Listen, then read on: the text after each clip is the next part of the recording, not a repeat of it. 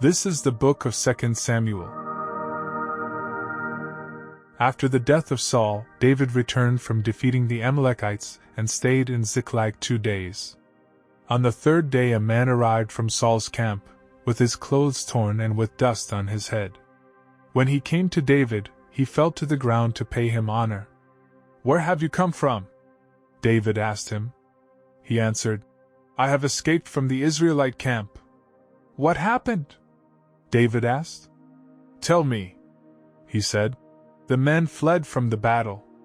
Many of them fell and died. And Saul and his son Jonathan are dead." Then David said to the young man who brought him the report, "How do you know that Saul and his son Jonathan are dead?" "I happened to be on Mount Gilboa," the young man said, "and there was Saul, leaning on his spear, with the chariots and riders almost upon him. When he turned around and saw me, he called out to me, and I said, 'What can I do?' He asked me, 'Who are you?' 'An Amalekite,' I answered. Then he said to me, 'Stand over me and kill me. I am in the throes of death, but I'm still alive.' So I stood over him and killed him, because I knew that after he had fallen he could not survive.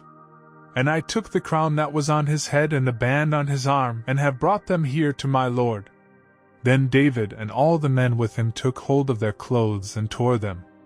They mourned and wept and fasted till evening for Saul and his son Jonathan, and for the army of the Lord and the house of Israel, because they had fallen by the sword. David said to the young man who brought him the report, "Where are you from?"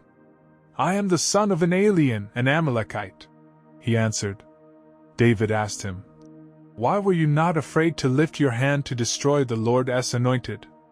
Then David called one of his men and said, "Go, strike him down." So he struck him down, and he died. For David had said to him, "Your blood be on your own head.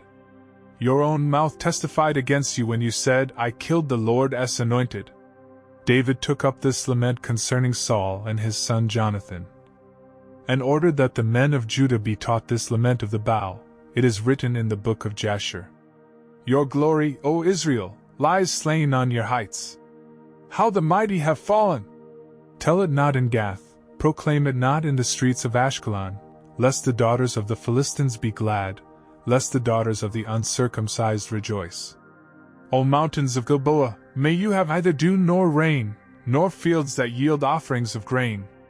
For there the shield of the mighty was defiled, the shield of Saul no longer rubbed with oil. From the blood of the slain, from the flesh of the mighty, the bow of Jonathan did not turn back, the sword of Saul did not return unsatisfied. Saul and Jonathan in life they were loved and gracious, and in death they were not parted. They were swifter than eagles, they were stronger than lions.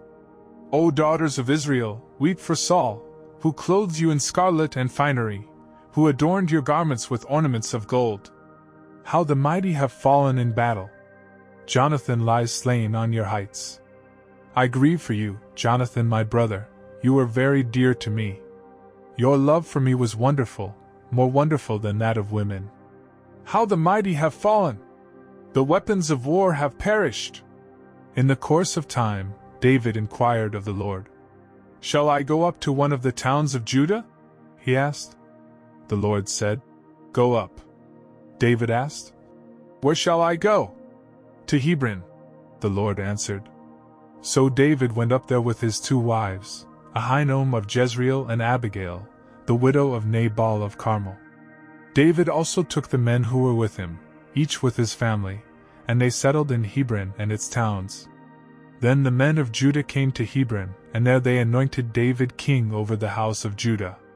When David was told that it was the men of Jabesh-Gilead who had buried Saul, he sent messengers to the men of Jabesh-Gilead to say to them, "The Lord bless you for showing this kindness to Saul your master by burying him. May the Lord now show you kindness and faithfulness, and I too will show you the same favor because you have done this. Now then, be strong and brave, for Saul your master is dead, and the house of Judah has anointed me king over them." Meanwhile, Abner son of Ner, the commander of Saul's army, had taken Ishbosheth son of Saul and brought him over to Mahanaim. He made him king over Gilead, Ashuri and Jezreel, and also over Ephraim, Benjamin and all Israel. Ishbosheth son of Saul was 40 years old when he became king over Israel, and he reigned 2 years. The house of Judah, however, followed David. The length of time David was king in Hebron over the house of Judah was 7 years and 6 months. Abner son of Ner, together with the men of Ishbosheth son of Saul, left Mahanaim and went to Gibeon. Joab son of Zeruiah and David's men went out and met them at the pool of Gibeon. One group sat down on one side of the pool and one group on the other side. Then Abner said to Joab, "Let's have some of the young men get up and fight hand to hand in front of us." "All right, let them do it," Joab said. So they stood up and were counted off 12 men for Benjamin and Ishbosheth son of Saul, and 12 for David. Then each man grabbed his opponent by the head and thrust his dagger into his opponent's side, and they fell down together. So that place in Gibeon was called Helkath Hazurim. The battle that day was very fierce, and Abner and the men of Israel were defeated by David's men. The 3 sons of Zeruiah were there, Joab, Abishai and Asahel. Now Asahel was as fleet-footed as a wild gazelle. He chased Abner, turning neither to the right nor to the left as he pursued him. Abner looked behind him and asked, "Is that you, Asahel?" "It is," he answered. Then Abner said to him, "Turn aside to the right or to the left, take on one of the young men and strip him of his weapons." But Asahel would not stop chasing him. Again Abner warned Asahel, "Stop chasing me. Why should I strike you down? How could I look your brother Joab in the face?" But Asahel refused to give up the pursuit, so Abner thrust the butt of his spear into Asahel's stomach, and the spear came out through his back. He fell there and died on the spot. And every man stopped when he came to the place where Asahel had fallen and died. But Joab and Abishai pursued Abner, and as the sun was setting, they came to the hill of Ammah, near Giah on the way to the wasteland of Gibeon. Then the men of Benjamin rallied behind Abner. They formed themselves into a group and took their stand on top of a hill. Abner called out to Joab, "Must the sword devour forever? Don't you realize that this will end in bitterness? How long before you order your men to stop pursuing their brothers?" Joab answered, "As surely as God lives, if you had not spoken, the men would have continued the pursuit of their brothers until morning." So Joab blew the trumpet, and all the men came to a halt. They no longer pursued Israel, nor did they fight any more. All that night Abner and his men marched through the Arabah. They crossed the Jordan, continued through the whole Bithron and came to Mahanaim. Then Joab returned from pursuing Abner and assembled all his men. Besides Asahel, 19 of David's men were found missing. But David's men had killed 360 Benjamites who were with Abner. They took Asahel and buried him in his father's tomb at Bethlehem. Then Joab and his men marched all night and arrived at Hebron by daybreak. The war between the house of Saul and the house of David lasted a long time. David grew stronger and stronger, while the house of Saul grew weaker and weaker. Sons were born to David in Hebron. His firstborn was Amnon the son of Ahinoam of Jezreel. His second, Kilib the son of Abigail the widow of Nabal of Carmel. The third, Absalom the son of Maacah daughter of Talmai king of Geshur. The fourth, Adonijah the son of Haggith. The fifth, Shephatiah the son of Abidal. And the sixth, Ithream the son of David's wife Eglah. These were born to David in Hebron. During the war between the house of Saul and the house of David, Abner had been strengthening his own position in the house of Saul. Now Saul had had a concubine named Rizpah daughter of Aiah. And Ishbosheth said to Abner, "Why did you sleep with my father's concubine?" Abner was very angry because of what Ishbosheth said, and he answered, "Am I a dog's head on Judah's side? This very day I am loyal to the house of your father Saul and to his family and friends. I haven't handed you over to David. Yet now you accuse me of an offense involving this woman. May God deal with Abner, be it ever so severely, if I do not do for David what the Lord promised him on oath." and transfer the kingdom from the house of Saul and establish David's throne over Israel and Judah from Dan to Beersheba." Ishbosheth did not dare to say another word to Abner, because he was afraid of him. Then Abner sent messengers on his behalf to say to David, "Whose land is it? Make an agreement with me, and I will help you bring good," said David. "I will make an agreement with you. But I demand one thing of you.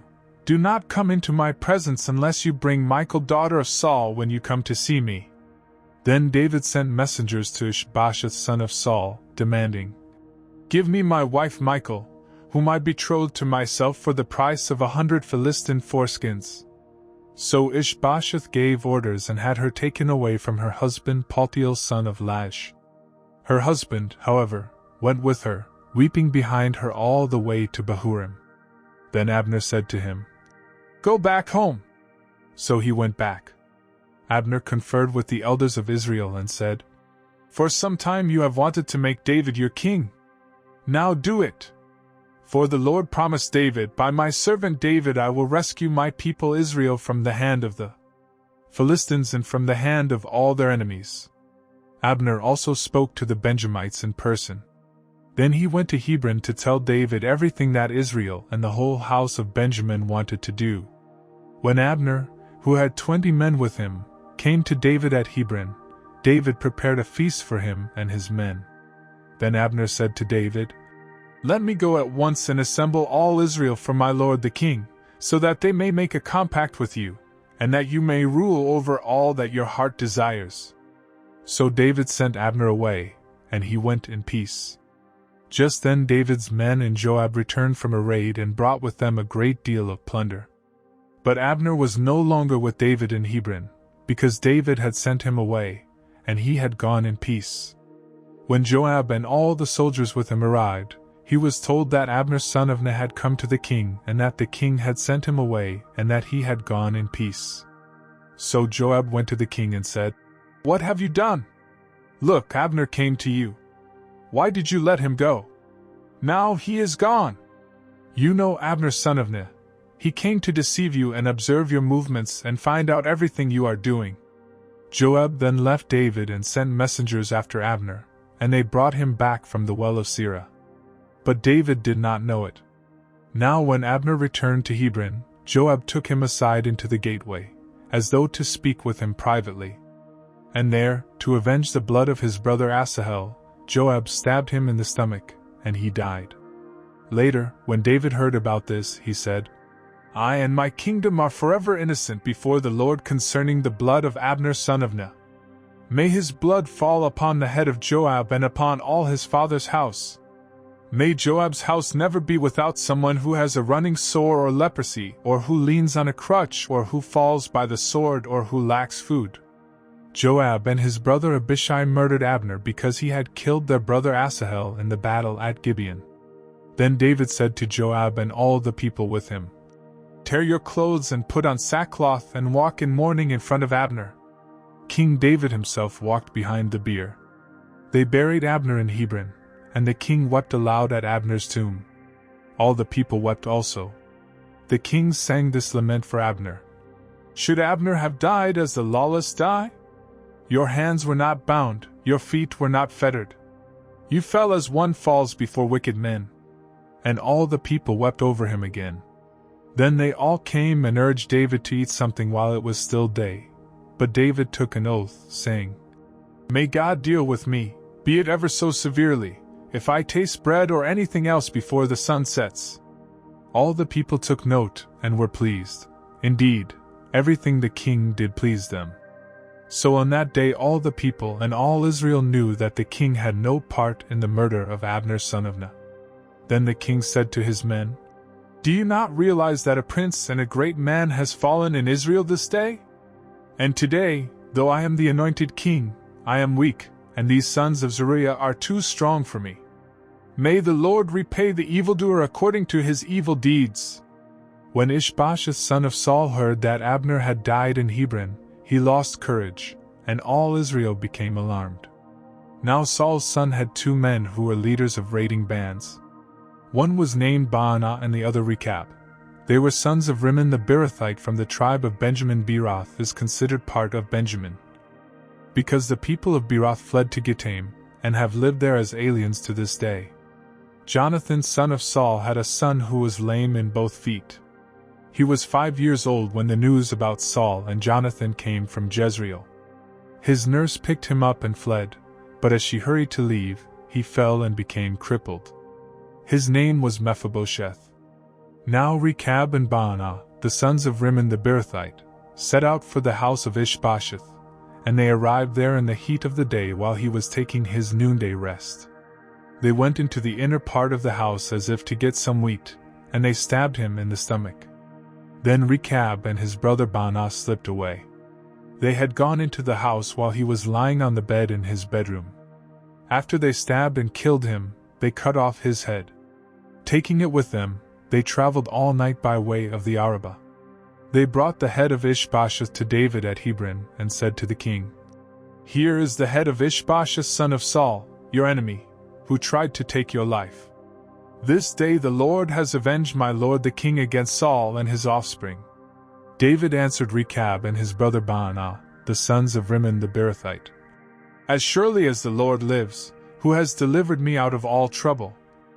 When a man told me, 'Saul is dead,' and thought he was bringing good news, I seized him and put him to death in Ziklag. That was the reward I gave him for his news. How much more when wicked men have killed an innocent man in his own house and on his own bed should I not now demand his blood from your hand and rid the earth of you?" So David gave an order to his men, and they killed them. They cut off their hands and feet and hung the bodies by the pool in Hebron. But they took the head of Ishbosheth and buried it in Abner's tomb at Hebron. All the tribes of Israel came to David at Hebron and said, "We are your own flesh and blood. In the past, while Saul was king over us, you were the one who led Israel on their military campaigns. And the Lord said to you, 'You will shepherd my people Israel, and you will become their ruler.'" When all the elders of Israel had come to King David at Hebron, the king made a compact with them at Hebron before the Lord, and they anointed David king over Israel. David was 30 years old when he became king, and he reigned 40 years. In Hebron he reigned over Judah 7 years and 6 months, and in Jerusalem he reigned over all Israel and Judah 33 years. The king and his men marched to Jerusalem to attack the Jebusites, who lived there. The Jebusites said to David, "You will not get in here. Even the blind and the lame can ward you off." They thought, "David cannot get in here." Nevertheless, David captured the fortress of Zion, the city of David. On that day, David said, "Anyone who conquers the Jebusites will have to use the water shaft to reach those lame and blind who are David's enemies." That is why they say, "The blind and lame will not enter the palace." David then took up residence in the fortress, and called it the City of David. He built up the area around it, from the supporting terraces inward. And he became more and more powerful, because the Lord God Almighty was with him. Now Hiram king of Tyre sent messengers to David, along with cedar logs and carpenters and stonemasons, and they built a palace for David. And David knew that the Lord had established him as king over Israel, and had exalted his kingdom for the sake of his people Israel. After he left Hebron, David took more concubines and wives in Jerusalem, and more sons and daughters were born to him. These are the names of the children born to him there: Shammua, Shobab, Nathan, Solomon, Ibhar, Elishua, Nepheg, Japhia, Elishama, Eliada, and Eliphalet. When the Philistines heard that David had been anointed king over Israel, they went up in full force to search for him, but David heard about it and went down to the stronghold. Now the Philistines had come and spread out in the valley of Rephaim. So David inquired of the Lord, "Shall I go and attack the Philistines? Will you hand them over to me?" The Lord answered him, "Go, for I will surely hand the Philistines over to you." So David went to Baal-perazim, and there he defeated them. He said, "As waters break out, the Lord has broken out against my enemies before me." So that place was called Baal-perazim. The Philistines abandoned their idols there, and David and his men carried them off. Once more the Philistines came up and spread out in the valley of Rephaim. So David inquired of the Lord, and he answered, "Do not go straight up, but circle around behind them and attack them in front of the balsam trees. As soon as you hear the sound of marching in the tops of the balsam trees, move quickly, because that will mean the Lord has gone out in front of you to strike the Philistine army." So David did as the Lord commanded him, and he struck down the Philistines all the way from Gibeon to Gezer. David again brought together out of Israel chosen men, 30,000 in all. He and all his men set out from Bala of Judah to bring up from there the ark of God, which is called by the name of the Lord Almighty, who is enthroned between the cherubim that are on the ark. They set the ark of God on a new cart and brought it from the house of Abinadab, which was on the hill. Uzzah and Ahio, sons of Abinadab, were guiding the new cart, with the ark of God on it, and Ahio was walking in front of it. David and the whole house of Israel were celebrating with all their might before the Lord, with psalms and with harps, lyres, tambourines, sistrums, and cymbals.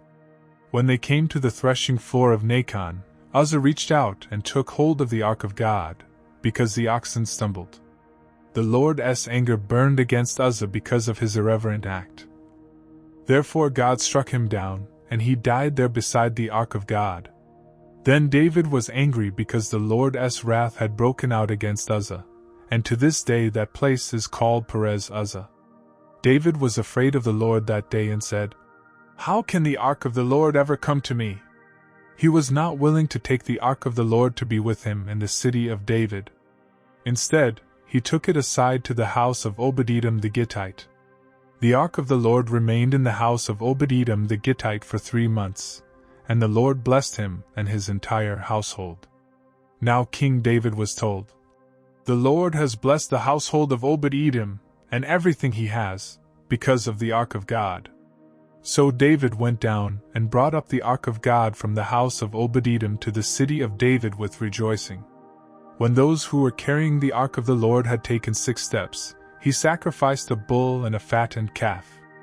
David, wearing a linen ephod, danced before the Lord with all his might, while he and the entire house of Israel brought up the ark of the Lord with shouts and the sound of trumpets. As the ark of the Lord was entering the city of David, Michal, daughter of Saul, watched from a window. And when she saw King David leaping and dancing before the Lord, she despised him in her heart. They brought the ark of the Lord and set it in its place inside the tent that David had pitched for it, and David sacrificed burnt offerings and fellowship offerings before the Lord. After he had finished sacrificing the burnt offerings and fellowship offerings, he blessed the people in the name of the Lord Almighty. Then he gave a loaf of bread, a cake of dates and a cake of raisins to each person in the whole crowd of Israelites, both men and women. And all the people went to their homes. When David returned home to bless his household, Michal, daughter of Saul, came out to meet him and said, "How the king of Israel has distinguished himself today, disrobing in the sight of the slave girls of his servants as any vulgar fellow would." David said to Michal, "It was before the Lord, who chose me rather than your father or anyone from his house when he appointed me ruler over the Lord's people Israel. I will celebrate before the Lord. I will become even more undignified than this, and I will be humiliated in my own eyes. But by these slave girls you spoke of, I will be held in honor." And Michal, daughter of Saul, had no children to the day of her death. After the king was settled in his palace, and the Lord had given him rest from all his enemies around him, he said to Nathan the prophet, "Here I am, living in a palace of cedar, while the ark of God remains in a tent." Nathan replied to the king, "Whatever you have in mind, go ahead and do it, for the Lord is with you." That night the word of the Lord came to Nathan, saying, "Go and tell my servant David, this is what the Lord says, Are you the one to build me a house to dwell in? I have not dwelt in a house from the day I brought the Israelites up out of Egypt to this day. I have been moving from place to place with a tent as my dwelling. Wherever I have moved with all the Israelites, did I ever say to any of their rulers whom I commanded to shepherd my people Israel, Why have you not built me a house of cedar? Now then, Tell my servant David, this is what the Lord Almighty says: I took you from the pasture and from following the flock to be ruler over my people Israel. I have been with you wherever you have gone, and I have cut off all your enemies from before you. Now I will make your name great, like the names of the greatest men of the earth. And I will provide a place for my people Israel, and will plant them so that they can have a home of their own and no longer be disturbed. Wicked people will not oppress them anymore, as they did at the beginning, and have done ever since the time I appointed leaders over my people Israel. I will also give you rest from all your enemies. The Lord declares to you that the Lord Himself will establish a house for you. When your days are over and you rest with your fathers, I will raise up your offspring to succeed you, who will come from your own body, and I will establish His kingdom. He is the one who will build a house for my name, and I will establish the throne of His kingdom forever. I will be his father, and he will be my son. When he does wrong, I will punish him with the rod of men, with floggings inflicted by men. But my love will never be taken away from him, as I took it away from Saul, whom I removed from before you. Your house and your kingdom will endure forever before me. Your throne will be established forever. Nathan reported to David all the words of this entire revelation. Then King David went in and sat before the Lord, and he said, Who am I, O sovereign Lord, and what is my family, that you have brought me this far? And as if this were not enough in your sight, O sovereign Lord, you have also spoken about the future of the house of your servant. Is this your usual way of dealing with man, O sovereign Lord? What more can David say to you? For you know your servant, O sovereign Lord. For the sake of your word and according to your will, you have done this great thing and made it known to your servant. How great you are, O sovereign Lord! There is no one like you, and there is no God but you, as we have heard with our own ears. And who is like your people Israel, the one nation on earth that God went out to redeem as a people for Himself, and to make a name for Himself, and to perform great and awesome wonders by driving out nations and their gods from before your people, whom you redeemed from Egypt? You have established your people Israel as your very own forever, and you, O Lord, have become their God. And now, Lord God, keep forever the promise you have made concerning your servant and his house. Do as you promised, so that your name will be great forever. Then men will say, The Lord Almighty is God over Israel. And the house of your servant David will be established before you. O Lord Almighty, God of Israel, you have revealed this to your servant, saying, I will build a house for you.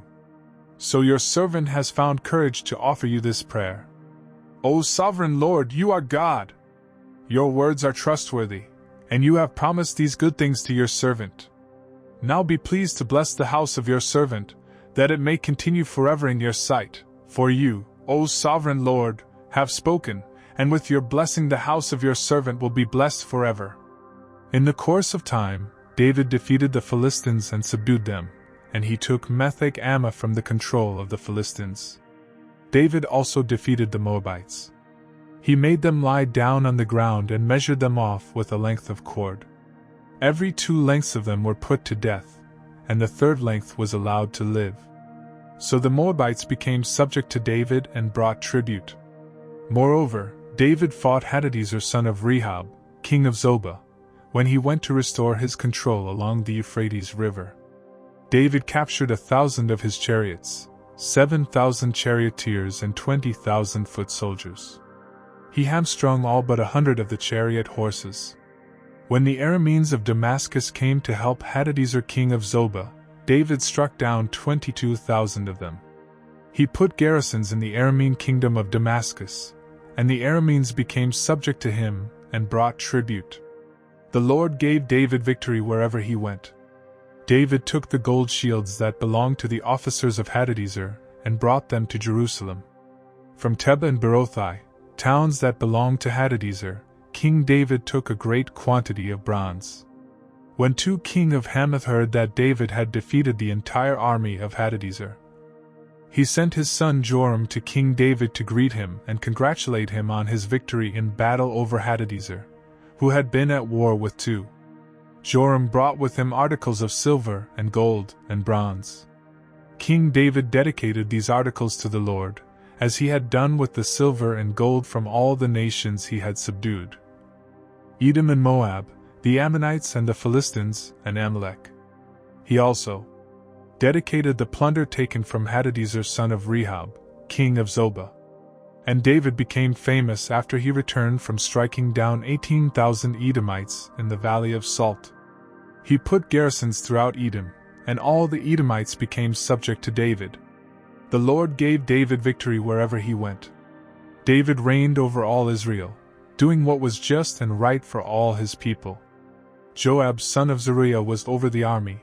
Jehoshaphat son of Ahilud was recorder. Zadok son of Ahitub and Ahimelech son of Abiathar were priests. Sariah was secretary. Benaiah son of Jehoiada was over the Kerethites and Pelethites, and David's sons were royal advisers. David asked, "Is there anyone still left of the house of Saul to whom I can show kindness for Jonathan's sake?" Now there was a servant of Saul's household named Ziba. They called him to appear before David, and the king said to him, "Are you Ziba?" "Your servant," he replied. The king asked, "Is there no one still left of the house of Saul to whom I can show God's kindness?" Ziba answered the king, "There is still a son of Jonathan. He is crippled in both feet." "Where is he?" the king asked. Ziba answered, "He is at the house of Machir son of Ammiel in Lo-debar." So King David had him brought from Lo-debar, from the house of Machir son of Ammiel. When Mephibosheth son of Jonathan, the son of Saul, came to David, he bowed down to pay him honor. David said, "Mephibosheth." "Your servant," he replied. "Don't be afraid," David said to him, "for I will surely show you kindness for the sake of your father Jonathan. I will restore to you all the land that belonged to your grandfather Saul, and you will always eat at my table." Mephibosheth bowed down and said, "What is your servant, that you should notice a dead dog like me?" Then the king summoned Ziba, Saul's servant, and said to him, "I have given your master's grandson everything that belonged to Saul and his family. You and your sons and your servants are to farm the land for him and bring in the crops, so that your master's grandson may be provided for. And Mephibosheth, grandson of your master, will always eat at my table." Now Ziba had 15 sons and 20 servants. Then Ziba said to the king, "Your servant will do whatever my lord the king commands his servant to do." So Mephibosheth ate at David's table like one of the king's sons. Mephibosheth had a young son named Micah, and all the members of Ziba's household were servants of Mephibosheth. And Mephibosheth lived in Jerusalem, because he always ate at the king's table, and he was crippled in both feet. In the course of time, the king of the Ammonites died, and his son Hanan succeeded him as king. David thought, "I will show kindness to Hanan son of Nahash, just as his father showed kindness to me." So David sent a delegation to express his sympathy to Hanan concerning his father. When David's men came to the land of the Ammonites, the Ammonite nobles said to Hanan their lord, "Do you think David is honoring your father by sending men to you to express sympathy? Hasn't David sent them to you to explore the city and spy it out and overthrow it?" So Hanan seized David's men, shaved off half of each man's beard, cut off their garments in the middle at the buttocks, and sent them away. When David was told about this, he sent messengers to meet the men, for they were greatly humiliated. The king said, "Stay at Jericho till your beards have grown, and then come back." When the Ammonites realized that they had become a stench in David's nostrils, they hired 20,000 Aramean foot soldiers from Beth Rehob and Zobah, as well as the king of Makkah with 1,000 men, and also 12,000 men from Tob. On hearing this, David sent Joab out with the entire army of fighting men. The Ammonites came out and drew up in battle formation at the entrance to their city gate, while the Arameans of Zobah and Rehob and the men of Tob and Makkah were by themselves in the open country. Joab saw that there were battle lines in front of him and behind him, so he selected some of the best troops in Israel and deployed them against the Arameans. He put the rest of the men under the command of Abishai his brother, and deployed them against the Ammonites. Joab said, "If the Arameans are too strong for me, then you are to come to my rescue. But if the Ammonites are too strong for you, then I will come to rescue you. Be strong and let us fight bravely for our people and the cities of our God. The Lord will do what is good in his sight." Then Joab and the troops with him advanced to fight the Arameans, and they fled before him. When the Ammonites saw that the Arameans were fleeing, they fled before Abishai and went inside the city. So Joab returned from fighting the Ammonites and came to Jerusalem. After the Arameans saw that they had been routed by Israel, they regrouped. Hadadezer had Arameans brought from beyond the river. They went to Helam, with Shobach the commander of Hadadezer's army leading them. When David was told of this, he gathered all Israel, crossed the Jordan, and went to Helam. The Arameans formed their battle lines to meet David and fought against him. But they fled before Israel, and David killed 700 of their charioteers and 40,000 of their foot soldiers. He also struck down Shobach the commander of their army, and he died there. When all the kings who were vassals of Hadadezer saw that they had been defeated by Israel, they made peace with the Israelites and became subject to them. So the Arameans were afraid to help the Ammonites anymore.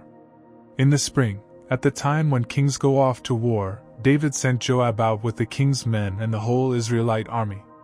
They destroyed the Ammonites and besieged Rabbah. But David remained in Jerusalem. One evening David got up from his bed and walked around on the roof of the palace. From the roof he saw a woman bathing. The woman was very beautiful. And David sent someone to find out about her. The man said, "Isn't this Bathsheba, the daughter of Eliam and the wife of Uriah the Hittite?" Then David sent messengers to get her. She came to him, and he slept with her. She had purified herself from her uncleanness. Then she went back home. The woman conceived and sent word to David, saying, "I am pregnant." So David sent this word to Joab, "Send me Uriah the Hittite." And Joab sent him to David. When Uriah came to him, David asked him how Joab was, how the soldiers were, and how the war was going. Then David said to Uriah, "Go down to your house and wash your feet." So Uriah left the palace, and a gift from the king was sent after him. But Uriah slept at the entrance to the palace with all his master's servants, and did not go down to his house. When David was told, Uriah did not go home. He asked him, "Haven't you just come from a distance? Why didn't you go home?" Uriah said to David, "The ark and Israel and Judah are staying in tents, and my master Joab and my lord's men are camped in the open fields. How could I go to my house to eat and drink and lie with my wife? As surely as you live, I will not do such a thing." Then David said to him, "Stay here one more day, and tomorrow I will send you back." So Uriah remained in Jerusalem that day and the next. At David's invitation, he ate and drank with him, and David made him drunk. But in the evening Uriah went out to sleep on his mat among his master's servants. He did not go home. In the morning David wrote a letter to Joab and sent it with Uriah. In it he wrote, "Put Uriah in the front line where the fighting is fiercest. Then withdraw from him so he will be struck down and die." So while Joab had the city under siege, he put Uriah at a place where he knew the strongest defenders were. When the men of the city came out and fought against Joab, some of the men in David's army fell. Moreover, Uriah the Hittite died. Joab sent David a full account of the battle. He instructed the messenger, "When you have finished giving the king this account of the battle, the king's anger may flare up, and he may ask you, 'Why did you get so close to the city to fight? Didn't you know they would shoot arrows from the wall? Who killed Abimelech son of Jerub-Beshath? Didn't a woman throw an upper millstone on him from the wall so that he died in Thebez? Why did you get so close to the wall?' If he asks you this, then say to him, 'Also, your servant Uriah the Hittite is dead.'" The messenger set out, and when he arrived he told David everything Joab had sent him to say. The messenger said to David, "The men overpowered us and came out against us in the open, but we drove them back to the entrance to the city gate. Then the archers shot arrows at your servants from the wall, and some of the king's men died. Moreover, your servant Uriah the Hittite is dead. David told the messenger, "Say this to Joab, don't let this upset you. The sword devours one as well as another. Press the attack against the city and destroy it." Say this to encourage Joab. When Uriah's wife heard that her husband was dead, she mourned for him. After the time of mourning was over, David had her brought to his house, and she became his wife and bore him a son. But the thing David had done displeased the Lord. The Lord sent Nathan to David. When he came to him, he said, "There were 2 men in a certain town, one rich and the other poor. The rich man had a very large number of sheep and cattle. But the poor man had nothing except one little ewe lamb he had bought. He raised it, and it grew up with him and his children. It shared his food, drank from his cup, and even slept in his arms. It was like a daughter to him." Now a traveler came to the rich man, but the rich man refrained from taking one of his own sheep or cattle to prepare a meal for the traveler who had come to him. Instead, he took the ewe lamb that belonged to the poor man and prepared it for the one who had come to him. David burned with anger against the man and said to Nathan, "As surely as the Lord lives, the man who did this deserves to die. He must pay for that lamb 4 times over, because he did such a thing and had no pity." Then Nathan said to David, "You are the man. This is what the Lord, the God of Israel, says, I anointed you king over Israel, and I delivered you from the hand of Saul. I gave your master's house to you, and your master's wives into your arms. I gave you the house of Israel and Judah. And if all this had been too little, I would have given you even more. Why did you despise the word of the Lord by doing what is evil in his eyes? You struck down Uriah the Hittite with the sword and took his wife to be your own. You killed him with the sword of the Ammonites. Now, therefore, the sword will never depart from your house, because you despised me and took the wife of Uriah the Hittite to be your own. This is what the Lord says, out of your own household I am going to bring calamity upon you. Before your very eyes I will take your wives and give them to one who is close to you, and he will lie with your wives in broad daylight. You did it in secret, but I will do this thing in broad daylight before all Israel." Then David said to Nathan, "I have sinned against the Lord." Nathan replied, "The Lord has taken away your sin. You are not going to die. But because by doing this you have made the enemies of the Lord show utter contempt, the son born to you will die." After Nathan had gone home, the Lord struck the child that Uriah's wife had borne to David, and he became ill. David pleaded with God for the child. He fasted and went into his house and spent the nights lying on the ground. The elders of his household stood beside him to get him up from the ground, but he refused, and he would not eat any food with them. On the 7th day the child died. David's servants were afraid to tell him that the child was dead, for they thought, "While the child was still living, we spoke to David, but he would not listen to us. How can we tell him the child is dead? He may do something desperate." David noticed that his servants were whispering among themselves, and he realized the child was dead. "Is the child dead?" he asked. "Yes," they replied. "He is dead." Then David got up from the ground. After he had washed, put on lotions and changed his clothes, he went into the house of the Lord and worshipped. Then he went to his own house, and at his request they served him food, and he ate. His servants asked him, "Why are you acting this way? While the child was alive, you fasted and wept, but now that the child is dead, you get up and eat." He answered, "While the child was still alive, I fasted and wept. I thought, who knows? The Lord may be gracious to me and let the child live. But now that he is dead, why should I fast? Can I bring him back again? I will go to him, but he will not return to me." Then David comforted his wife Bathsheba, and he went to her and lay with her. She gave birth to a son, and they named him Solomon. The Lord loved him. And because the Lord loved him, he sent word through Nathan the prophet to name him Jedediah. Meanwhile Joab fought against Rabbah of the Ammonites, and captured the royal citadel. Joab then sent messengers to David saying, I have fought against Rabbah and taken its water supply. Now muster the rest of the troops and besiege the city and capture it. Otherwise I will take the city, and it will be named after me. So David mustered the entire army and went to Rabbah, and attacked and captured it. He took the crown from the head of their king. Its weight was a talent of gold, and it was set with precious stones, and it was placed on David's head. He took a great quantity of plunder from the city, and brought out the people who were there, consigning them to labor with saws and with iron picks and axes, and he made them work at brick-making. He did this to all the Ammonite towns. Then David and his entire army returned to Jerusalem. In the course of time, Amnon son of David fell in love with Tamar, the beautiful sister of Absalom son of David. Amnon became frustrated to the point of illness on account of his sister Tamar. For she was a virgin, and it seemed impossible for him to do anything to her.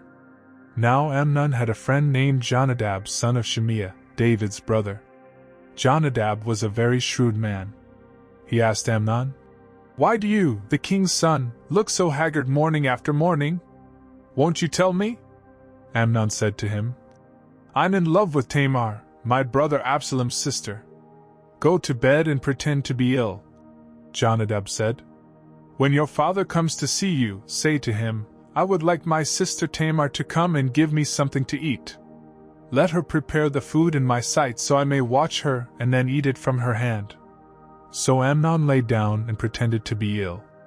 When the king came to see him, Amnon said to him, I would like my sister Tamar to come and make some special bread in my sight, so I may eat from her hand. David sent word to Tamar at the palace, Go to the house of your brother Amnon and prepare some food for him. So Tamar went to the house of her brother Amnon, who was lying down. She took some dough, kneaded it, made the bread in his sight and baked it. Then she took the pan and served him the bread, but he refused to eat. Send everyone out of here, Amnon said. So everyone left him. Then Amnon said to Tamar, Bring the food here into my bedroom so I may eat from your hand. And Tamar took the bread she had prepared and brought it to her brother Amnon in his bedroom. But when she took it to him to eat, he grabbed her and said, Come to bed with me, my sister. Don't, my brother, she said to him. Don't force me. Such a thing should not be done in Israel. Don't do this wicked thing. What about me? Where could I get rid of my disgrace? And what about you? You would be like one of the wicked fools in Israel. Please speak to the king. He will not keep me from being married to you. But he refused to listen to her, and since he was stronger than she, he raped her. Then Amnon hated her with intense hatred.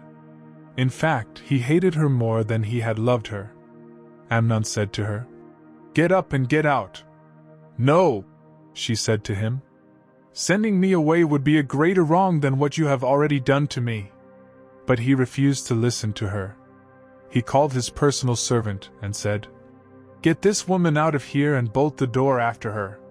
So his servant put her out and bolted the door after her. She was wearing a richly ornamented robe, for this was the kind of garment the virgin daughters of the king wore. Tamar put ashes on her head and tore the ornamented robe she was wearing. She put her hand on her head and went away, weeping aloud as she went. Her brother Absalom said to her, Has that Amnon, your brother, been with you? Be quiet now, my sister, he is your brother. Don't take this thing to heart. And Tamar lived in her brother Absalom's house, a desolate woman. When King David heard all this, he was furious. Absalom never said a word to Amnon, either good or bad. He hated Amnon because he had disgraced his sister Tamar. 2 years later, when Absalom's sheep shearers were at Baal Hazan near the border of Ephraim, he invited all the king's sons to come there. Absalom went to the king and said, Your servant has had shearers come. Will the king and his officials please join me? No, my son, the king replied. All of us should not go. We would only be a burden to you. Although Absalom urged him, he still refused to go, but gave him his blessing. Then Absalom said, If not, please let my brother Amnon come with us. The king asked him, "Why should he go with you?" But Absalom urged him, so he sent with him Amnon and the rest of the king's sons. Absalom ordered his men, "Listen! When Amnon is in high spirits from drinking wine and I say to you, 'Strike Amnon down,' then kill him. Don't be afraid. Have not I given you this order? Be strong and brave." So Absalom's men did to Amnon what Absalom had ordered. Then all the king's sons got up, mounted their mules and fled. While they were on their way, the report came to David, "Absalom has struck down all the king's sons, not one of them is left." The king stood up, tore his clothes and lay down on the ground, and all his servants stood by with their clothes torn. But Jonadab son of Shimea, David's brother, said, "My lord should not think that they killed all the princes. Only Amnon is dead. This has been Absalom's expressed intention ever since the day Amnon raped his sister Tamar. My lord the king should not be concerned about the report that all the king's sons are dead. Only Amnon is dead." Meanwhile, Absalom had fled. Now the man standing watch looked up and saw many people on the road west of him, coming down the side of the hill. The watchman went and told the king, "I see men in the direction of Horonaim, on the side of the hill." Jonadab said to the king, "See, the king's sons are here. It has happened just as your servant said." As he finished speaking, the king's sons came in, wailing loudly. The king, too, and all his servants wept very bitterly.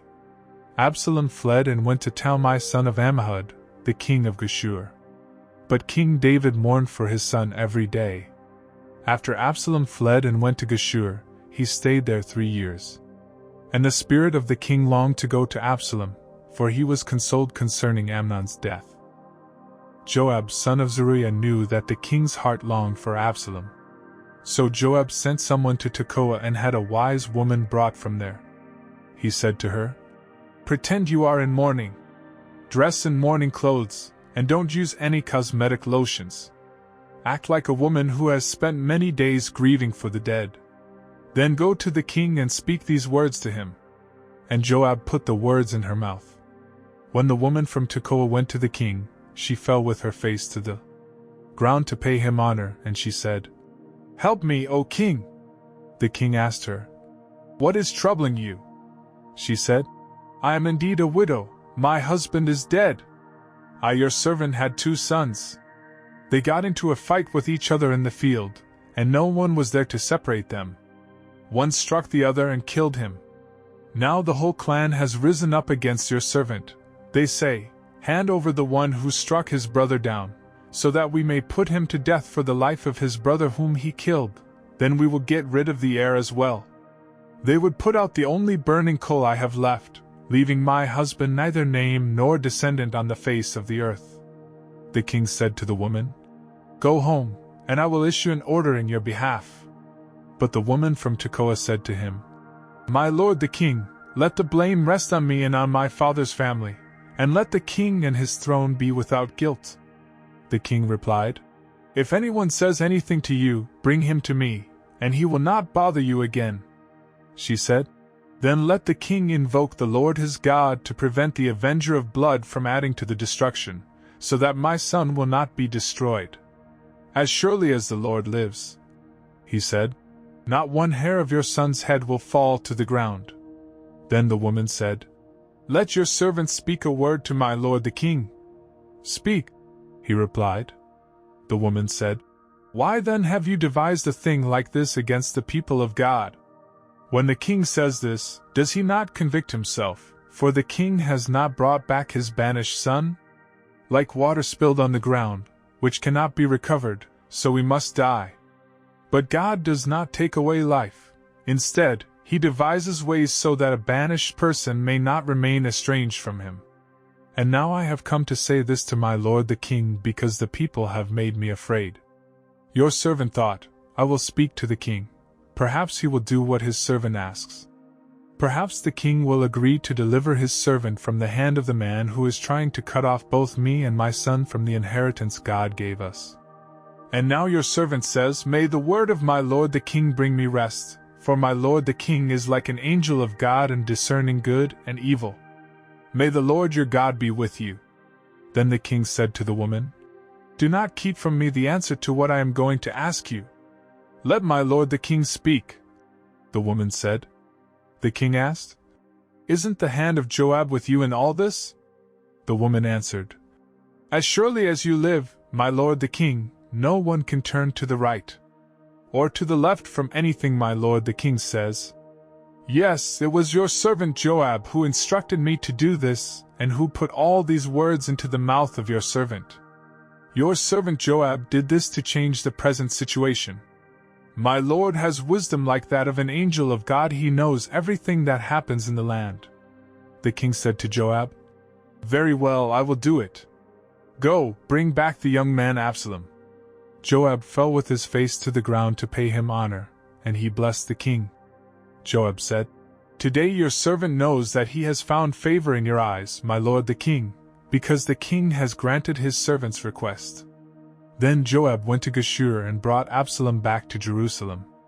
But the king said, "He must go to his own house. He must not see my face." So Absalom went to his own house and did not see the face of the king. In all Israel there was not a man so highly praised for his handsome appearance as Absalom. From the top of his head to the sole of his foot there was no blemish in him. Whenever he cut the hair of his head, he used to cut his hair from time to time. When it became too heavy for him, he would weigh it, and its weight was 200 shekels by the royal standard. 3 sons and a daughter were born to Absalom. The daughter's name was Tamar, and she became a beautiful woman. Absalom lived 2 years in Jerusalem without seeing the king's face. Then Absalom sent for Joab in order to send him to the king, but Joab refused to come to him. So he sent a second time, but he refused to come. Then he said to his servants, "Look, Joab's field is next to mine, and he has barley there. Go and set it on fire." So Absalom's servants set the field on fire.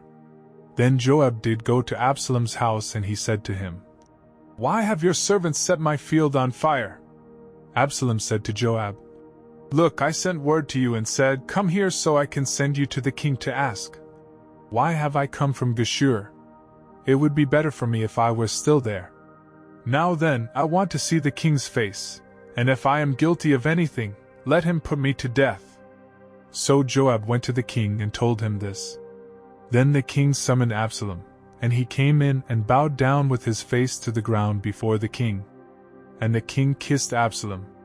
In the course of time, Absalom provided himself with a chariot and horses and with 50 men to run ahead of him. He would get up early and stand by the side of the road leading to the city gate. Whenever anyone came with a complaint to be placed before the king for a decision, Absalom would call out to him, "What town are you from?" He would answer, "Your servant is from one of the tribes of Israel." Then Absalom would say to him, "Look, your claims are valid and proper, but there is no representative of the king to hear you." And Absalom would add, "If only I were appointed judge in the land! Then everyone who has a complaint or case could come to me, and I would see that he gets justice." Also, whenever anyone approached him to bow down before him, Absalom would reach out his hand, take hold of him, and kiss him. Absalom behaved in this way toward all the Israelites who came to the king asking for justice, and so he stole the hearts of the men of Israel. At the end of 4 years, Absalom said to the king, "Let me go to Hebron and fulfill a vow I made to the Lord. While your servant was living at Geshur in Aram, I made this vow: if the Lord takes me back to Jerusalem, I will worship the Lord in Hebron." The king said to him, "Go in peace." So he went to Hebron. Then Absalom sent secret messengers throughout the tribes of Israel to say, "As soon as you hear the sound of the trumpets, then say, 'Absalom is king in Hebron.'" 200 men from Jerusalem had accompanied Absalom. They had been invited as guests, and went quite innocently, knowing nothing about the matter. While Absalom was offering sacrifices, he also sent for Ahithophel the Gilonite, David's counselor, to come from Gilo, his hometown. And so the conspiracy gained strength, and Absalom's following kept on increasing. A messenger came and told David, "The hearts of the men of Israel are with Absalom." Then David said to all his officials who were with him in Jerusalem, "Come, We must flee, or none of us will escape from Absalom. We must leave immediately, or he will move quickly to overtake us and bring ruin upon us, and put the city to the sword." The king's officials answered him, "Your servants are ready to do whatever our lord the king chooses." The king set out, with his entire household following him. But he left 10 concubines to take care of the palace. So the king set out, with all the people following him, and they halted at a place some distance away. All his men marched past him, along with all the Kerethites and Pelethites, and all the 600 Gittites who had accompanied him from Gath marched before the king. The king said to Ittai the Gittite, "Why should you come along with us? Go back and stay with King Absalom. You are a foreigner, an exile from your homeland. You came only yesterday. And today shall I make you wander about with us, when I do not know where I am going? Go back, and take your countrymen. May kindness and faithfulness be with you." But Ittai replied to the king, "As surely as the Lord lives, and as my lord the king lives, wherever my lord the king may be, whether it means life or death, there will your servant be." David said to Ittai, "Go ahead, march on." So Ittai the Gittite marched on with all his men and the families that were with him. The whole countryside wept aloud as all the people passed by. The king also crossed the Kidron Valley, and all the people moved on toward the desert. Zadok was there, too, and all the Levites who were with him were carrying the Ark of the Covenant of God. They set down the Ark of God, and Abiathar offered sacrifices until all the people had finished leaving the city. Then the king said to Zadok, "Take the Ark of God back into the city. If I find favor in the Lord's eyes, he will bring me back and let me see it, and his dwelling place again. But if he says, 'I am not pleased with you,' then I am ready. Let him do to me whatever seems good to him."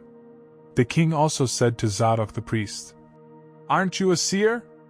Go back to the city in peace, with your son Ahimaaz and Jonathan son of Abiathar. You and Abiathar take your 2 sons with you. I will wait at the fords in the desert until word comes from you to inform me." So Zadok and Abiathar took the Ark of God back to Jerusalem and stayed there. But David continued up the Mount of Olives, weeping as he went. His head was covered and he was barefoot. All the people with him covered their heads too and were weeping as they went up. Now David had been told, "Ahithophel is among the conspirators with Absalom." So David prayed, "O Lord, turn Ahithophel's counsel into foolishness." When David arrived at the summit, where people used to worship God, Hushai the Archite was there to meet him, his robe torn and dust on his head. David said to him, "If you go with me, you will be a burden to me. But if you return to the city and say to Absalom, 'I will be your servant, O king. I was your father's servant in the past, but now I will be your servant,' then you can help me by frustrating Ahithophel's advice. Won't the priests Zadok and Abiathar be there with you? Tell them anything you hear in the king's palace. Their 2 sons, Ahimaaz son of Zadok and Jonathan son of Abiathar, are there with them. Send them to me with anything you hear." So David's friend Hushai arrived at Jerusalem as Absalom was entering the city. When David had gone a short distance beyond the summit, there was Ziba, the steward of Mephibosheth, waiting to meet him. He had a string of donkeys saddled and loaded with 200 loaves of bread, 100 cakes of raisins, 100 cakes of figs and a skin of wine. The king asked Ziba, "Why have you brought these?" Ziba answered, "The donkeys are for the king's household to ride on, the bread and fruit are for the men to eat, and the wine is to refresh those who become exhausted in the desert." The king then asked, "Where is your master's grandson?" Ziba said to him, "He is staying in Jerusalem, because he thinks, 'Today the house of Israel will give me back my grandfather's kingdom.'" Then the king said to Ziba, "All that belonged to Mephibosheth is now yours." "I humbly bow," Ziba said. "May I find favor in your eyes, my lord the king." As King David approached Bahurim, a man from the same clan as Saul's family came out from there. His name was Shimei son of Gera, and he cursed as he came out. He pelted David and all the king's officials with stones, though all the troops and the special guard were on David's right and left. As he cursed, Shimei said, get out, you man of blood, you scoundrel! The Lord has repaid you for all the blood you shed in the household of Saul, in whose place you have reigned. The Lord has handed the kingdom over to your son Absalom. You have come to ruin because you are a man of blood. Then Abishai son of Zeruiah said to the king, why should this dead dog curse my lord the king? Let me go over and cut off his head. But the king said, what do you and I have in common, you sons of Zeruiah? If he is cursing because the Lord said to him, curse David, who can ask, why do you do this? David then said to Abishai and all his officials, my son, who is of my own flesh, is trying to take my life. How much more, then, this Benjamite? Leave him alone, let him curse, for the Lord has told him to. It may be that the Lord will see my distress and repay me with good for the cursing I am receiving today. So David and his men continued along the road while Shimei was going along the hillside opposite him, cursing as he went and throwing stones at him and showering him with dirt. The king and all the people with him arrived at their destination exhausted. And there he refreshed himself. Meanwhile, Absalom and all the men of Israel came to Jerusalem, and Ahithophel was with him. Then Hushai the Archite, David's friend, went to Absalom and said to him, long live the king! Long live the king! Absalom asked Hushai, is this the love you show your friend? Why didn't you go with your friend? Hushai said to Absalom, no, the one chosen by the Lord by these people, and by all the men of Israel his I will be, and I will remain with him. Furthermore, whom should I serve? Should I not serve the son? Just as I served your father, so I will serve you. Absalom said to Ahithophel, give us your advice. What should we do? Ahithophel answered, lie with your father's concubines whom he left to take care of the palace. Then all Israel will hear that you have made yourself a stench in your father's nostrils, and the hands of everyone with you will be strengthened. So they pitched a tent for Absalom on the roof, and he lay with his father's concubines in the sight of all Israel.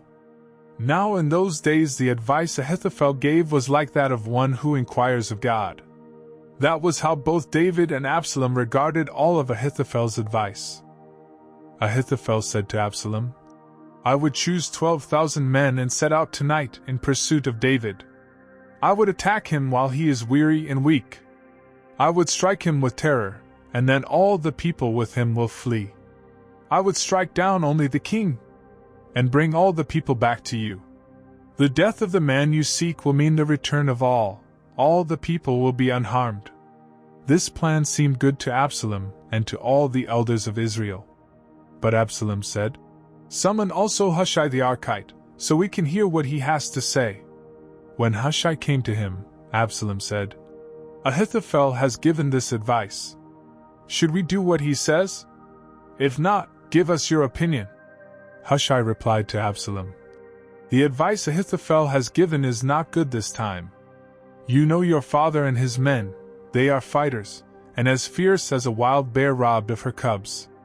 Besides, your father is an experienced fighter. He will not spend the night with the troops. Even now, he is hidden in a cave or some other place. If he should attack your troops first, whoever hears about it will say, there has been a slaughter among the troops who follow Absalom. Then even the bravest soldier, whose heart is like the heart of a lion, will melt with fear, for all Israel knows that your father is a fighter and that those with him are brave. So I advise you, let all Israel, from Dan to Beersheba as numerous as the sand on the seashore be gathered to you, with you yourself leading them into battle. Then we will attack him wherever he may be found, and we will fall on him as dew settles on the ground. Neither he nor any of his men will be left alive. If he withdraws into a city, then all Israel will bring ropes to that city, and we will drag it down to the valley until not even a piece of it can be found. Absalom and all the men of Israel said, the advice of Hushai the Archite is better than that of Ahithophel. For the Lord had determined to frustrate the good advice of Ahithophel in order to bring disaster on Absalom. Hushai told Zadok and Abiathar the priests, Ahithophel has advised Absalom and the elders of Israel to do such and such, but I have advised them to do so and so. Now send a message immediately and tell David, do not spend the night at the fords in the desert. Cross over without fail, or the king and all the people with him will be swallowed up." Jonathan and Ahimaaz were staying at En-Rogel. A servant girl was to go and inform them, and they were to go and tell King David, for they could not risk being seen entering the city. But a young man saw them and told Absalom. So the two of them left quickly and went to the house of a man in Bahurim. He had a well in his courtyard, and they climbed down into it. His wife took a covering and spread it out over the opening of the well and scattered grain over it. No one knew anything about it. When Absalom's men came to the woman at the house, they asked, "Where are Ahimaaz and Jonathan?" The woman answered them, "They crossed over the brook." The men searched but found no one, so they returned to Jerusalem. After the men had gone, the two climbed out of the well and went to inform King David. They said to him, "Set out and cross the river at once. Ahithophel has advised such and such against you." So David and all the people with him set out and crossed the Jordan. By daybreak, no one was left who had not crossed the Jordan.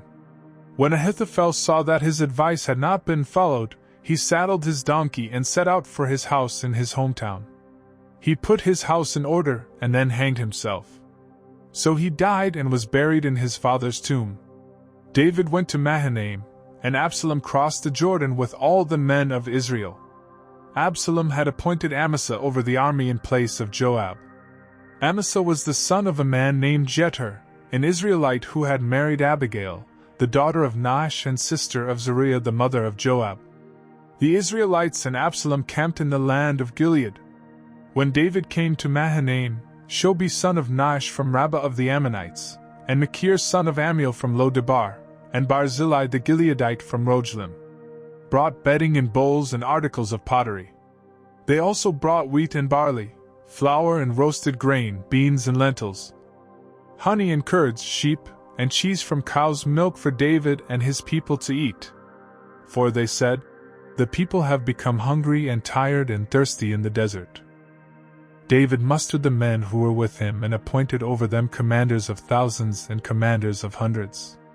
David sent the troops out, a third under the command of Joab, a third under Joab's brother Abishai son of Zeruiah, and a third under Ittai the Gittite. The king told the troops, "I myself will surely march out with you." But the men said, "You must not go out. If we are forced to flee, they won't care about us. Even if half of us die, they won't care, but you are worth 10,000 of us. It would be better now for you to give us support from the city." The king answered, "I will do whatever seems best to you." So the king stood beside the gate, while all the men marched out in units of hundreds and of thousands. The king commanded Joab, Abishai and Ittai, "Be gentle with the young man Absalom for my sake." And all the troops heard the king giving orders concerning Absalom to each of the commanders. The army marched into the field to fight Israel, and the battle took place in the forest of Ephraim. There the army of Israel was defeated by David's men, and the casualties that day were great 20,000 men. The battle spread out over the whole countryside, and the forest claimed more lives that day than the sword. Now Absalom happened to meet David's men. He was riding his mule, and as the mule went under the thick branches of a large oak, Absalom's head got caught in the tree. He was left hanging in midair, while the mule he was riding kept on going. When one of the men saw this, he told Joab, "I just saw Absalom hanging in an oak tree." Joab said to the man who had told him this, "What? You saw him? Why didn't you strike him to the ground right there? Then I would have had to give you 10 shekels of silver and a warrior's belt." But the man replied, "Even if 1,000 shekels were weighed out into my hands, I would not lift my hand against the king's son. In our hearing the king commanded you and Abishai and Ittai, protect the young man Absalom for my sake. And if I had put my life in jeopardy and nothing is hidden from the king, you would have kept your distance from me." Joab said, "I'm not going to wait like this for you." So he took 3 javelins in his hand and plunged them into Absalom's heart, while Absalom was still alive in the oak tree. and 10 of Joab's armor-bearers surrounded Absalom, struck him and killed him. Then Joab sounded the trumpet, and the troops stopped pursuing Israel, for Joab halted them. They took Absalom, threw him into a big pit in the forest, and piled up a large heap of rocks over him. Meanwhile, all the Israelites fled to their homes. During his lifetime, Absalom had taken a pillar and erected it in the king's valley as a monument to himself, for he thought, "I have no son to carry on the memory of my name." He named the pillar after himself, and it is called Absalom's monument to this day. Now Ahimaaz son of Zadok said, "Let me run and take the news to the king that the Lord has delivered him from the hand of his enemies." "You are not the one to take the news today," Joab told him. "You may take the news another time, but you must not do so today, because the king's son is dead." Then Joab said to a Cushite, "Go, tell the king what you have seen."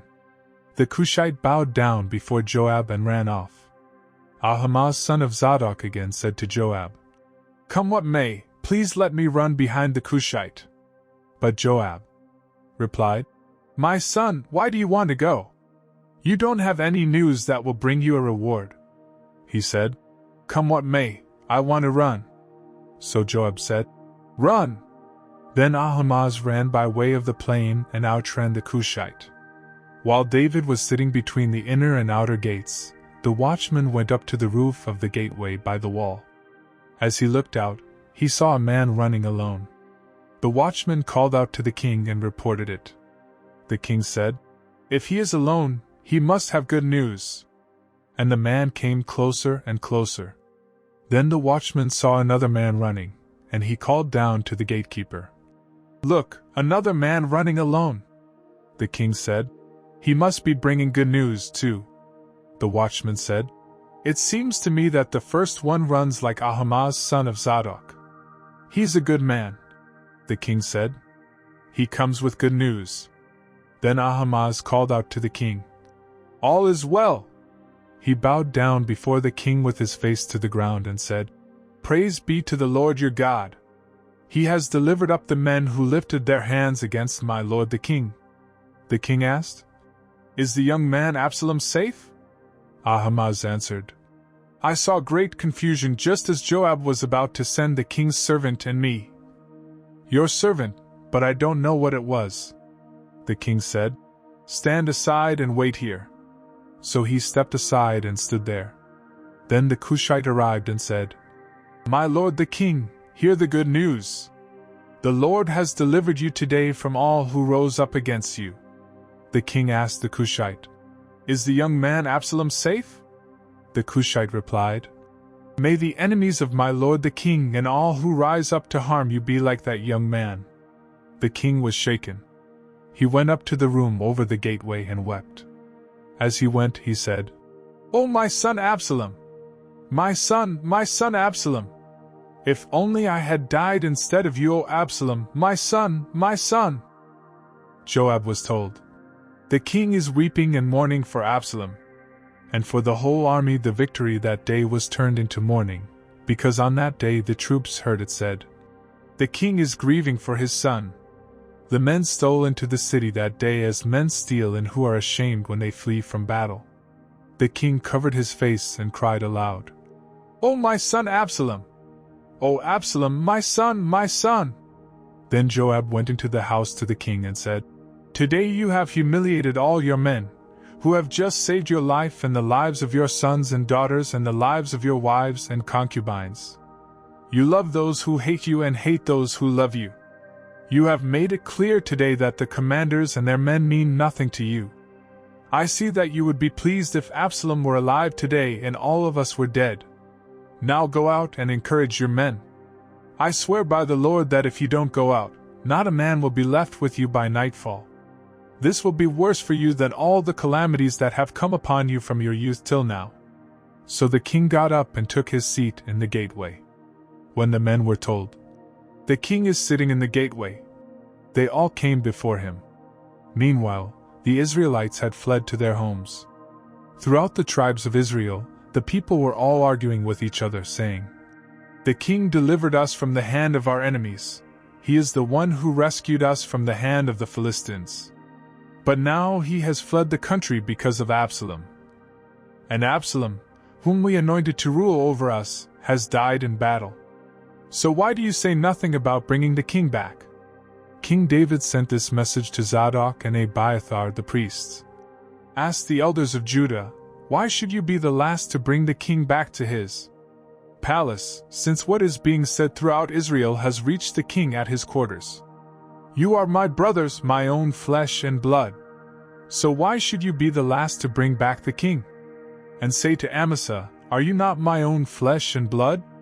May God deal with me, be it ever so severely, if from now on you are not the commander of my army in place of Joab." He won over the hearts of all the men of Judah as though they were one man.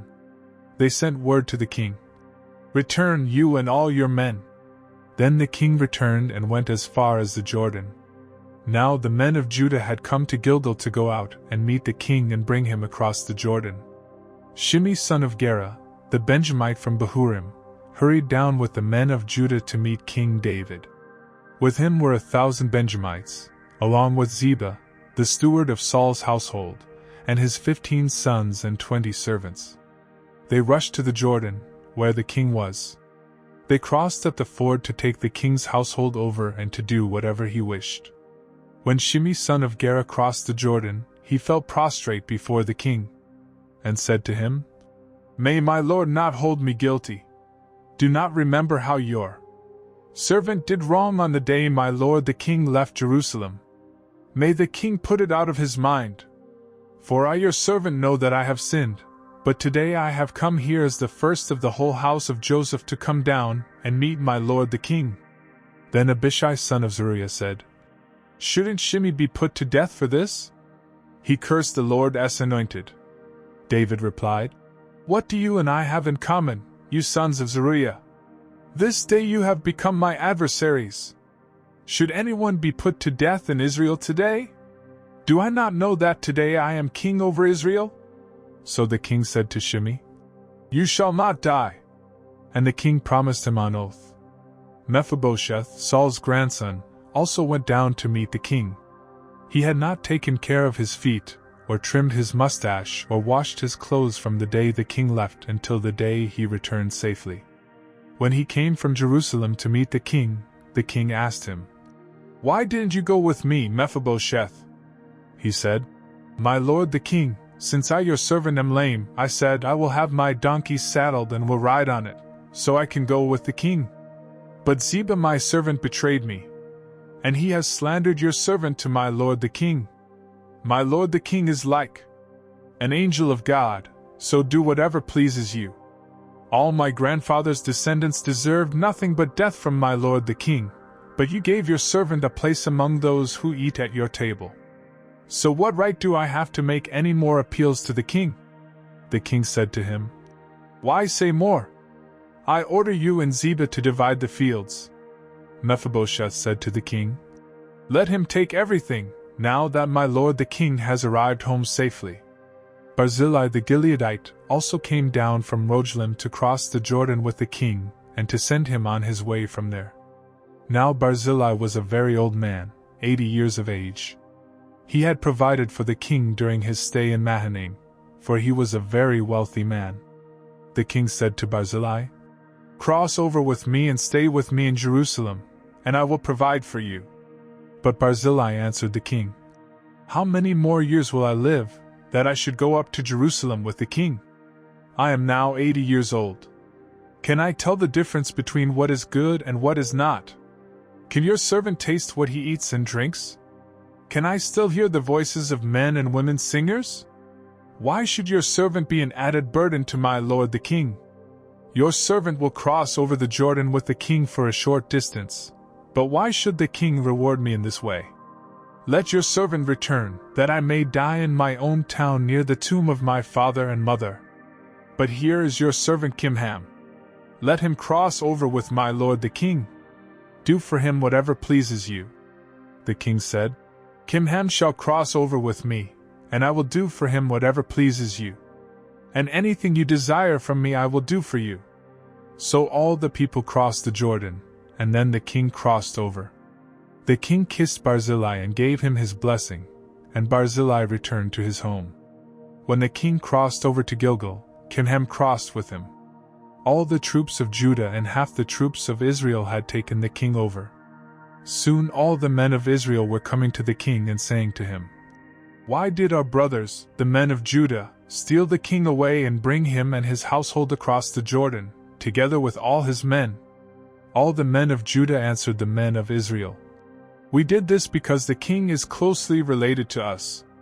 Why are you angry about it? Have we eaten any of the king's provisions? Have we taken anything for ourselves?" Then the men of Israel answered the men of Judah, "We have 10 shares in the king, and besides, we have a greater claim on David than you have. So why do you treat us with contempt? Were we not the first to speak of bringing back our king?" But the men of Judah responded even more harshly than the men of Israel. Now a troublemaker named Sheba son of Bichri, a Benjamite, happened to be there. He sounded the trumpet and shouted, "We have no share in David, no part in Jesse's son. Every man to his tent, O Israel!" So all the men of Israel deserted David to follow Sheba son of Bichri. But the men of Judah stayed by their king all the way from the Jordan to Jerusalem. When David returned to his palace in Jerusalem, he took the 10 concubines he had left to take care of the palace, and put them in a house under guard. He provided for them, but did not lie with them. They were kept in confinement till the day of their death, living as widows. Then the king said to Amasa, "Summon the men of Judah to come to me within 3 days, and be here yourself." But when Amasa went to summon Judah, he took longer than the time the king had set for him. David said to Abishai, "Now Sheba son of Bichri will do us more harm than Absalom did. Take your master's men and pursue him, or he will find fortified cities and escape from us." So Joab's men and the Kerethites and Pelethites and all the mighty warriors went out under the command of Abishai. They marched out from Jerusalem to pursue Sheba son of Bichri. While they were at the great rock in Gibeon, Amasa came to meet them. Joab was wearing his military tunic, and strapped over it at his waist was a belt with a dagger in its sheath. As he stepped forward, it dropped out of its sheath. Joab said to Amasa, "How are you, my brother?" Then Joab took Amasa by the beard with his right hand to kiss him. Amasa was not on his guard against the dagger in Joab's hand, and Joab plunged it into his belly, and his intestines spilled out on the ground. Without being stabbed again, Amasa died. Then Joab and his brother Abishai pursued Sheba son of Bichri. One of Joab's men stood beside Amasa and said, "Whoever favors Joab, and whoever is for David, let him follow Joab." Amasa lay wallowing in his blood in the middle of the road, and the man saw that all the troops came to a halt there. When he realized that everyone who came up to Amasa stopped, he dragged him from the road into a field and threw a garment over him. After Amasa had been removed from the road, all the men went on with Joab to pursue Sheba son of Bichri. Sheba passed through all the tribes of Israel to Abel-Beth-Maachah and through the entire region of the Berites, who gathered together and followed him. All the troops with Joab came and besieged Sheba in Abel-Beth-Maachah. They built a siege ramp up to the city, and it stood against the outer fortifications. While they were battering the wall to bring it down, a wise woman called from the city, "Listen! Listen! Tell Joab to come here so I can speak to him." He went toward her, and she asked, "Are you Joab?" "I am," he answered. She said, "Listen to what your servant has to say." "I'm listening," he said. She continued, "Long ago they used to say, 'Give your answer at Abel,' and that settled it. We are the peaceful and faithful in Israel.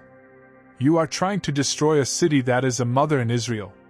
Why do you want to swallow up the Lord's inheritance?" "Far be it from me," Joab replied.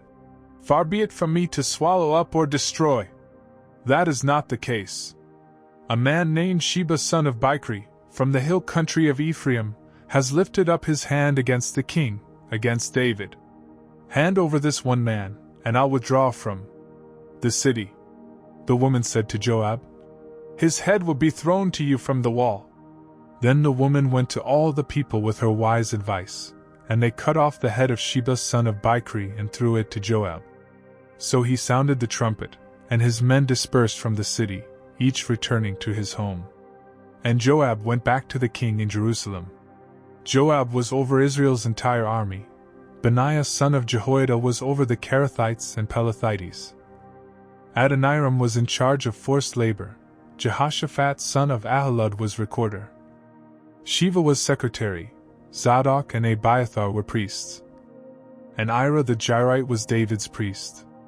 During the reign of David, there was a famine for 3 successive years. So David sought the face of the Lord.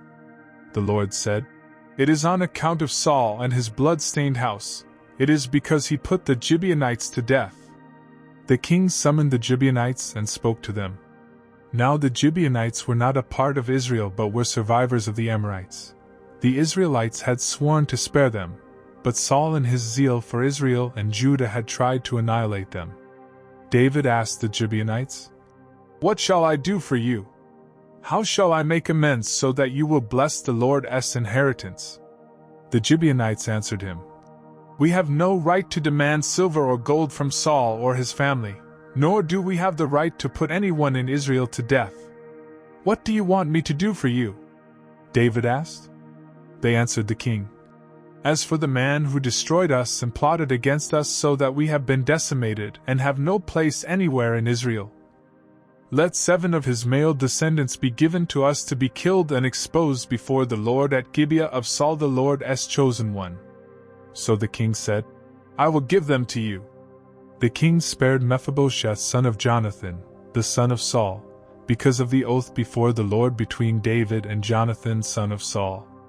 But the king took Armani and Mephibosheth, the 2 sons of Aiah's daughter Rizpah, whom she had borne to Saul, together with the 5 sons of Saul's daughter Merab, whom she had borne to Adriel son of Barzillai the Meholathite. He handed them over to the Gibeonites, who killed and exposed them on a hill before the Lord. All 7 of them fell together. They were put to death during the first days of the harvest, just as the barley harvest was beginning. Rizpah daughter of Aiah took sackcloth and spread it out for herself on a rock. From the beginning of the harvest till the rain poured down from the heavens on the bodies, she did not let the birds of the air touch them by day, or the wild animals by night. When David was told what Aiah's daughter Rizpah, Saul's concubine, had done, he went and took the bones of Saul and his son Jonathan from the citizens of Jabesh Gilead.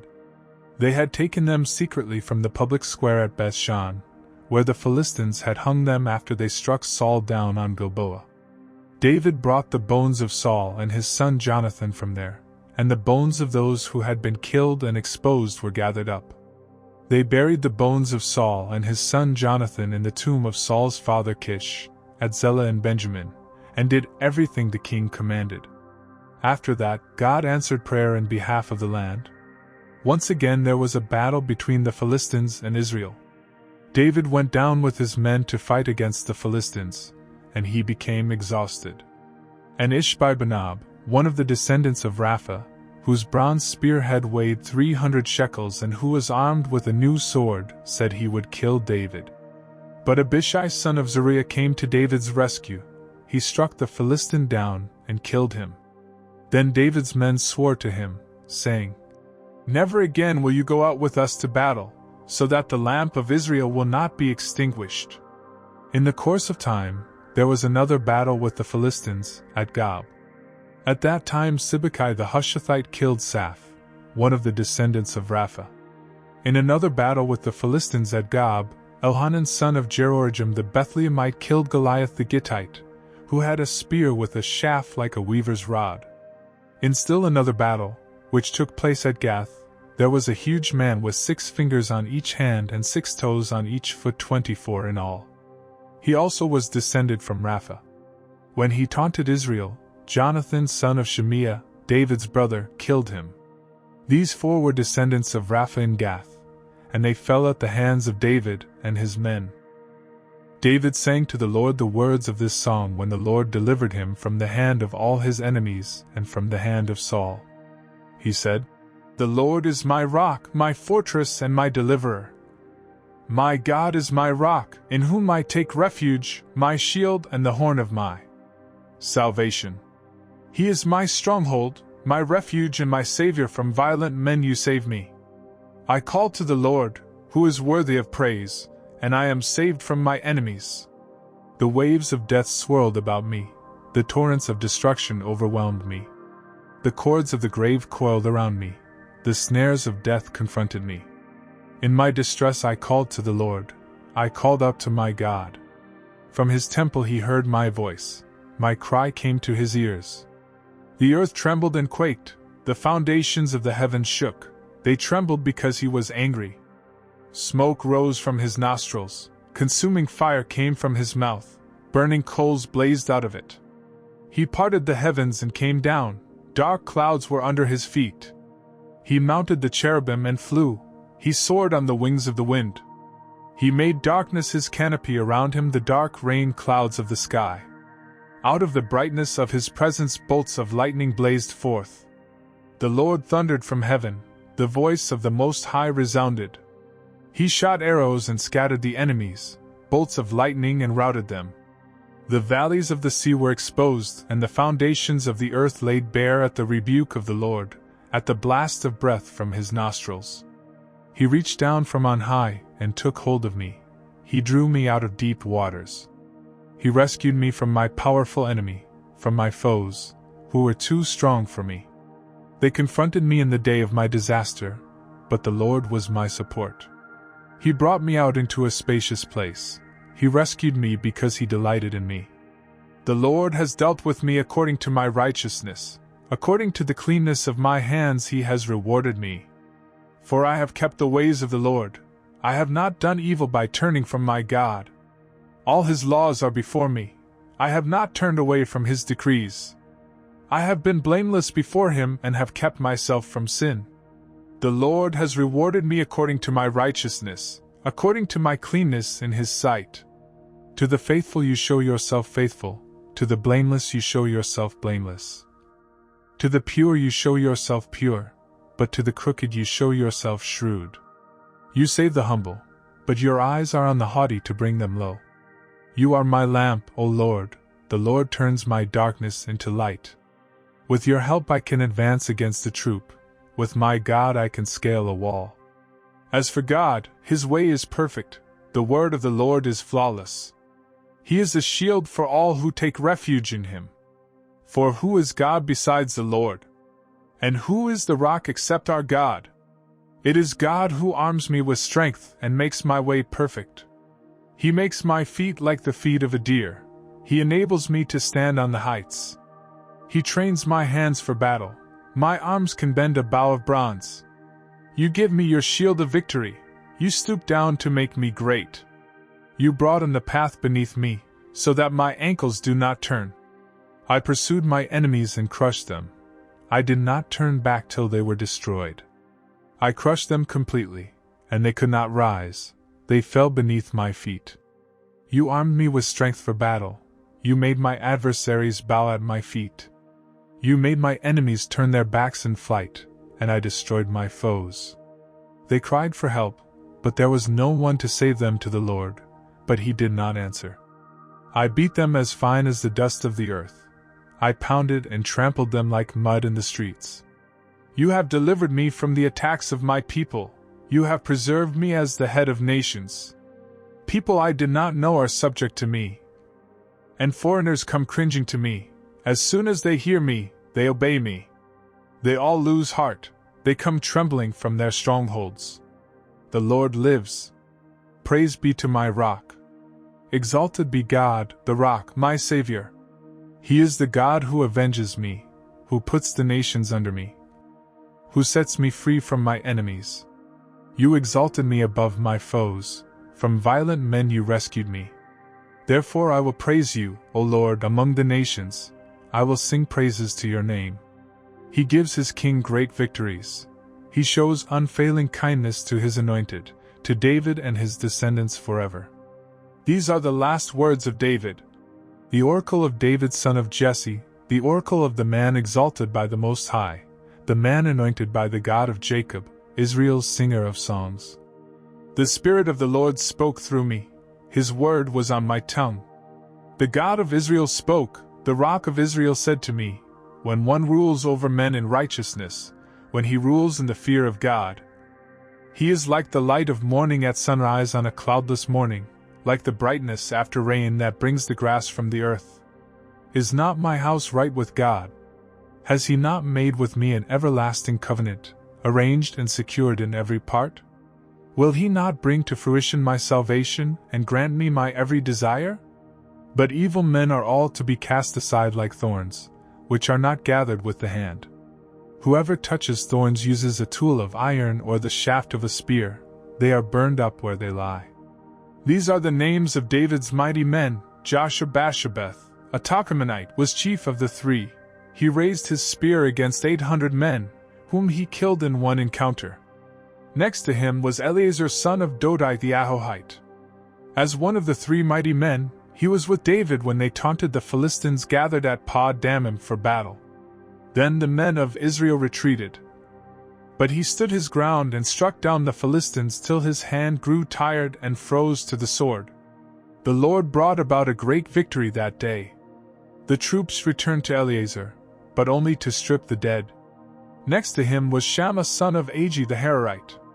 When the Philistines banded together at a place where there was a field full of lentils, Israel's troops fled from them. But Shammah took his stand in the middle of the field. He defended it and struck the Philistines down, and the Lord brought about a great victory. During harvest time, 3 of the 30 chief men came down to David at the cave of Adullam, while a band of Philistines was encamped in the valley of Rephaim. At that time David was in the stronghold, and the Philistine garrison was at Bethlehem. David longed for water and said, "Oh, that someone would get me a drink of water from the well near the gate of Bethlehem." So the 3 mighty men broke through the Philistine lines, drew water from the well near the gate of Bethlehem, and carried it back to David. But he refused to drink it. Instead, he poured it out before the Lord. "Far be it from me, O Lord, to do this," he said. "Is it not the blood of men who went at the risk of their lives?" And David would not drink it. Such were the exploits of the 3 mighty men. Abishai the brother of Joab son of Zeruiah was chief of the 3. He raised his spear against 300 men, whom he killed, and so he became as famous as the 3. Was he not held in greater honor than the 3? He became their commander, even though he was not included among them. Benaiah son of Jehoiada was a valiant fighter from Kabzeel, who performed great exploits. He struck down 2 of Moab's best men. He also went down into a pit on a snowy day and killed a lion. And he struck down a huge Egyptian. Although the Egyptian had a spear in his hand, Benaiah went against him with a club. He snatched the spear from the Egyptian's hand and killed him with his own spear. Such were the exploits of Benaiah son of Jehoiada.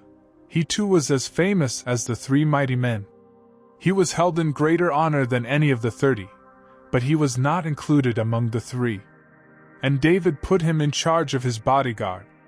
Among the 30 were Asahel the brother of Joab, Elhanan son of Dodo from Bethlehem, Shammah the Haradite, Elikah the Haradite, Helaz the Paltite, Ira son of Ikesh from Tekoa, Abiezer from Anathoth, Mebani the Hushathite, Zalman the Ahohite, Maharai the Netophathite, Heled son of Baanah the Netophathite, Ithai son of Ribai from Gibeah in Benjamin, Benaiah the Pirathonite, Hiddai from the ravines of Gash, Abielban the Arbathite, Asmaveth the Baramite, Eliab the Shalbanite, the sons of Jashan, Jonathan, son of Shammah the Hararite, Ahiam son of Shurar the Hararite, Eliphalet son of Ahasbai the Maacathite, Eliam son of Ahithophel the Gilonite, Hezro the Carmelite, Parai the Arbite, Igal son of Nathan from Zobah, the son of Hagri, Zelek the Ammonite, Naharai the Beerothite, the armor-bearer of Joab son of Zeruiah, Ira the Ithrite, Gareb the Ithrite, and Uriah the Hittite. There were 37 in all. Again the anger of the Lord burned against Israel, and he incited David against them, saying, "Go and take a census of Israel and Judah." So the king said to Joab and the army commanders with him, Go throughout the tribes of Israel from Dan to Beersheba and enroll the fighting men, so that I may know how many there are." But Joab replied to the king, "May the Lord your God multiply the troops 100 times over, and may the eyes of my lord the king see it. But why does my lord the king want to do such a thing?" The king's word, however, overruled Joab and the army commanders, so they left the presence of the king to enroll the fighting men of Israel. After crossing the Jordan, they camped near Aroer, south of the town in the gorge, and then went through Gad and on to Jazer.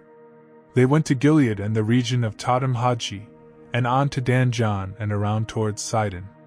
Then they went toward the fortress of Tyre and all the towns of the Hivites and Canaanites. Finally, they went on to Beersheba in the Negev of Judah. After they had gone through the entire land, they came back to Jerusalem at the end of 9 months and 20 days. Joab reported the number of the fighting men to the king. In Israel there were 800,000 able-bodied men who could handle a sword, and in Judah 500,000. David was conscience-stricken after he had counted the fighting men, and he said to the Lord, "I have sinned greatly in what I have done. Now, O Lord, I beg you, take away the guilt of your servant. I have done a very foolish thing." Before David got up the next morning, the word of the Lord had come to Gad the prophet, David's seer. "Go and tell David, this is what the Lord says, I am giving you 3 options. Choose one of them for me to carry out against you."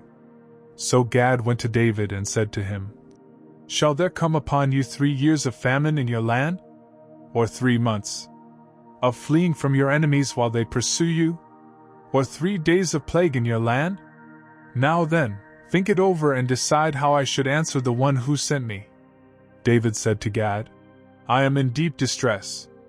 Let us fall into the hands of the Lord, for his mercy is great, but do not let me fall into the hands of men." So the Lord sent a plague on Israel from that morning until the end of the time designated, and 70,000 of the people from Dan to Beersheba died. When the angel stretched out his hand to destroy Jerusalem, the Lord was grieved because of the calamity, and said to the angel who was afflicting the people, "Enough! Withdraw your hand." The angel of the Lord was then at the threshing floor of Araunah the Jebusite.